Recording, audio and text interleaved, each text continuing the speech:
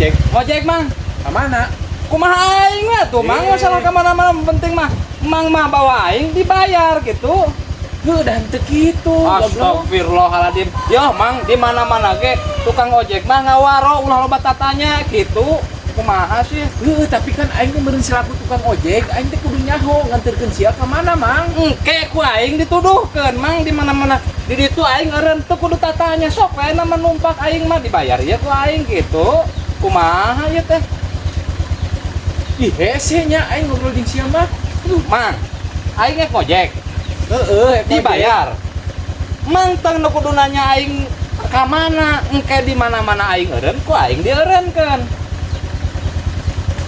Udah hari gitu mah berenang aing teh beureun nganterkeun maneh teh berenang ngojek teh kudu jelas ka mana meureun ibaratna ka Jakarta berenang puguh meureun aing nganterkeunna. Ari kieu mah berenang aing tujuan meureun aing kelalayaran kieu berenang. Mang, ayeuna mah naik tong loba tanya ka mana cik aing ka kenca kakatuhu kumaha sih ayeuna mah waro we kitu tah naik aingnya kumaha aing naik kana mah Ke heula da can puguh. Mang, aing rek ngojek. Masalah tujuan aing ka mana we kumaha aing tujuan mah. Lah anjing geus lah kope jeung sia lah.